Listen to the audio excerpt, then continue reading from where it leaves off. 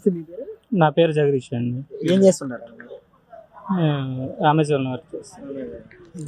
అంటే ప్రస్తుతం జగన్మోహన్ రెడ్డి గారు పరిపాలన చూస్తారు 5 ఏళ్ళు కూడా. ఈరోజు మంచి చేశాను, బటన్ నొక్కి డబ్బులు వేసాను అని చెప్పేసి ఇలాంటి వ్యాఖ్యలు చేస్తున్నారు. ఒక పక్క రాజధాని ప్రాంతం విషయంలో కూడా ఈరోజు రాజధాని లేకపోయినా మీకు అమ్మఒడి ఇచ్చాను కదా, రాజధాని లేకపోయినా అన్నీ వచ్చాయి సంక్షేమ పథకాలు, ఏ ఒకటి ఆగలేదు కదా, రాజధానితో పని ఏముందని చెప్పి ఇలాంటి వ్యాఖ్యలు చేసే పరిస్థితి ఎలా అనిపిస్తుంది? 5 ఏళ్ళ నుంచి చూస్తున్నారు కదా. రాజధానితో పనే లేదు అన్నప్పుడు అసలు మనకంటూ ఒక కేర్ ఆఫ్ అనేది కావాలి కదా. రాజధాని అనేది మన care of, state care of అనేది రాజధాని. అది లేకుండా అయినా సంక్షేమం ఎంతమందికి ఇస్తున్నారండి? రోజు ఇప్పుడు ఒక ఇయర్లో ఎంతమంది గ్రాడ్యుయేట్లు బయటకు వస్తున్నారు, వాళ్ళకి ఎంతవరకు వీళ్ళు ఎంప్లాయ్మెంట్ని కలిగించగలుగుతున్నారు? పోనీ స్వయంగా ఏమన్నా చేయగలుగుతున్నారా అంటే ఇదివరకు కనీసం కార్పొరేషన్ ప్రకారం లోన్స్ ఉండేవి, ఎంటర్ప్రీనర్స్ని చేపించేవాళ్ళు వర్క్ చేసుకోవడానికి కానీ దేనికైనా కానీ. ఏమీ లేదు. అందరికీ అమ్మఒడి అన్నారు. అమ్మఒడి ఎంతమందిని చదివిస్తున్నారు? ఇప్పుడు 2 బిడ్డలు ఉన్నారు, 3 బిడ్డలు ఉన్న వాళ్ళకి ఒకరికి ఇస్తే ఎలా సరిపోయిద్ది? అంటే మిగతా ఇద్దరిని ఈయన ఇండైరెక్ట్గా గిన్నెలు తోముకుంటూ పంపిస్తాడా ఏంటి? లేదు. అంతా చేస్తున్నానని చెప్తున్నారు. ఏది ఫిష్ మార్కెట్లు పెట్టుకోండి, చేపల మార్కెట్, మాంసం కొట్లు, యువత చేసుకోవాల్సింది జనాలకి ముందు కావాల్సింది ఏంటి?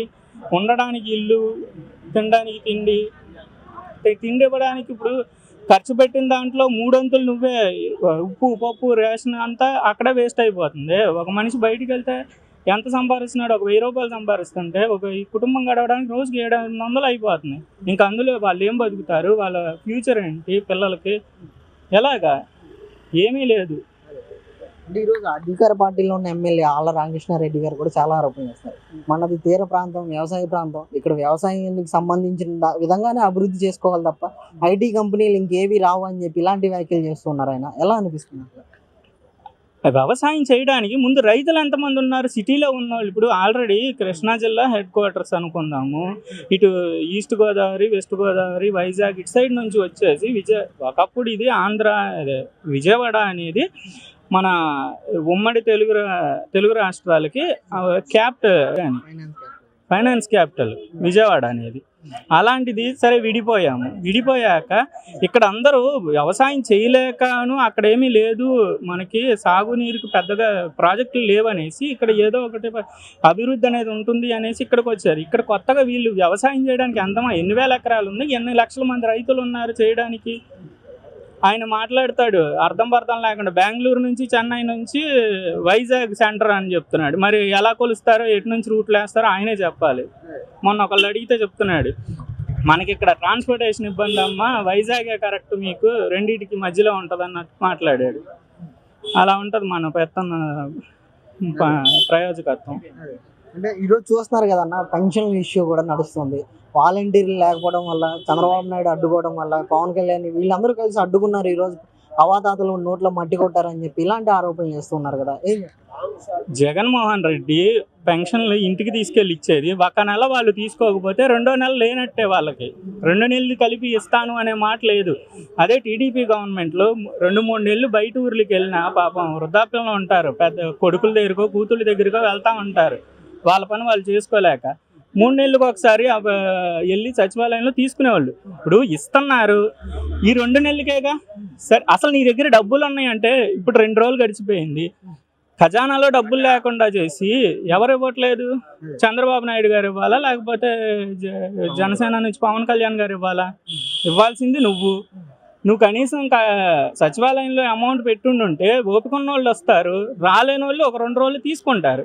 దానికి అడ్డం పడింది ఏముంది?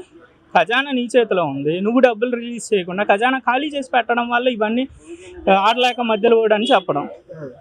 అంటే ముఖ్యంగా ఈరోజు వాలంటీర్లు అందరూ రాజీనామాలు చేయడం కూడా చూస్తున్నాము. పక్క చంద్రబాబు నాయుడు గెలిచినా లేకపోతే పవన్ కళ్యాణ్ గెలిచినా మీరు పింఛన్ల కోసం పడిగాపులకు పడాల్సి వస్తుందని చెప్పి ఈరోజు రాజీనామాలు చేసి మరీ ప్రచారం చేస్తున్న సంఘటనలు చూస్తున్నాం. ఎలా వాళ్ళు అసలు ఉద్యోగులు కారు, రాజీనామా చేసినా చేయకపోయినా ఎవరికి ఇస్తారు? వీళ్ళ రిజిగ్నేషన్ లెటర్ వాళ్ళ ఎమ్మెల్యేలకి, వాళ్ళ కార్పొరేటర్లకి ఇవ్వాలి. ఇస్తే వాళ్ళు వైసీపీ కార్యకర్తలనే చెప్పారు. వీళ్ళు బొత్స గారు కానీ ఎవరైనా కానీ మనకు నచ్చిన వాళ్ళే వాలంటీరు మన కింద పనిచేయాల్సిందే అని చెప్పారు. వాళ్ళు ఎవరికి రిజిగ్నేషన్ ఇస్తారు? వాళ్ళకంటూ హెడ్ ఎవరున్నారు? రిజిగ్నేషన్ చేయాల్సిన అవసరం లేదు. వాళ్ళందరూ కూడా జెండా భుజం మీద వేసుకొని కార్యకర్తలే, వైసీపీ కార్యకర్తలు, వాలంటీర్లు అనేవాళ్ళు. అదే వాళ్ళు ఆల్రెడీ చెప్పింది. ఇప్పుడేమో రాజకీయ రంగు పిలవడానికి తప్ప ఏమీ లేదు. ఎంతమంది చేశారు సరే అనుకుందాం, దగ్గర 1,30,000 మంది ఉన్నారు ఇంచుమించుగా. 2.5 లక్షలు మొత్తం స్ట్రెంత్ సచివాలయం. 1,30,000 వాళ్ళు పోతే 1,20,000 మంది ఉన్నారు. ఎన్ని వేల మంది చేశారు, ఎన్ని లక్షల మంది చేశారు వాలంటీర్లు? మహా అయితే 6-7 వేల మంది చేశారు. మిగతా వాళ్ళు లేరు, వాళ్ళు అలాగే ఉన్నారు. ఎవరు చేస్తున్నారు వాళ్ళకి తెలిసిపోయింది. వాళ్ళు నిరుద్యోగం అనేసి చేశారు తప్ప ఏ దిక్కు లేక, ఎంతో కొంత వచ్చుద్ది మరీ తల్లిదండ్రుల మీద ఆధారపడలేక చేరిన వాళ్ళే తప్ప, ఇప్పుడు వీళ్ళు వస్తే వాళ్ళ స్థాయికి తగ్గ ఉద్యోగాలు ఇస్తాను అనేసి చంద్రబాబు గారు కానీ జనసేన వాళ్ళు సొంతంగా 10 లక్షలు ఇస్తాము, మీరేమన్నా ఎంటర్ప్రెన్యూర్గా ఎస్టాబ్లిష్ అవుతాము అనుకుంటే, మీరు ఉపాధి కలిగించగలిగితే మేమే 10 లక్షలు వడ్డీ కాదు అసలు కూడా మాఫీ చేసి లోన్స్ ఇస్తామని చెప్తున్నారు. ఇలాంటి ప్రభుత్వాలు మానేసుకొని ఎంతసేపు ఎవరికి 1,80,00,000 వైట్ కార్డులు ఉన్న వాళ్ళకి ఎంతమందికి సంక్షేమం వెళ్తుంది? అది అండి. ఈరోజు రాష్ట్రం మొత్తం మీద కూడా అభివృద్ధి చేసాం మేము అని చెప్తారు. సంక్షేమ బటన్ నొక్కి 2,000 ఇచ్చామని చెప్పి మాట్లాడుతున్నారు. ఏం చెప్తారు? అదేనండి, 1,80,00,000 మందిలో ఎన్ని కోట్ల పెట్టి ఈయన బటన్లు నొక్కుతున్నారు. నేనేం చదువుకున్నాను, నాకు ఉద్యోగం లేదు, ప్రైవేట్ జాబ్ చేస్తున్నాను. ఇది కూడా అప్పటి గవర్నమెంట్ లో వచ్చినాయి ఒకటేరా, ఇప్పుడు అవి కూడా లేవు. ఈ 5 ఏళ్లలో పలానా ఒక పెద్ద కంపెనీ వచ్చింది, విజయవాడ చుట్టుపక్కల ఒక కంపెనీ మొదలు పెట్టామని చెప్పమని ఆ మేధా టవర్స్ లో మొత్తం ఖాళీ. అది ఎప్పుడో కట్టారు, ఆ మేధా టవర్స్ అంతా ఖాళీయే. కనీసం సాఫ్ట్వేర్ డెవలప్ చేయడానికి ఒక కంపెనీ వచ్చిందా? ఏమీ లేదు. ఇంటర్నేషనల్ ఎయిర్పోర్ట్లు అన్నారు. మొన్నటి వరకు రోడ్లన్నీ అధ్వాన స్థితిలో ఉన్నాయి. ఎవరిచ్చారు రోడ్లు? ఎప్పుడు వేసారు? 2 నెలల క్రితం వేసారు. అంటే ఎలక్షన్స్ వస్తున్నాయని రోడ్లు వేస్తారా? అప్పుడు వచ్చిన నిధులు ఇప్పుడు ఎందుకు రాలా? ఎలక్షన్ ముందు కాబట్టి నిధులు వచ్చినాయా? ఇన్ని సంవత్సరాలు లోటు బడ్జెటే కదా, బడ్జెట్ లేదంటే.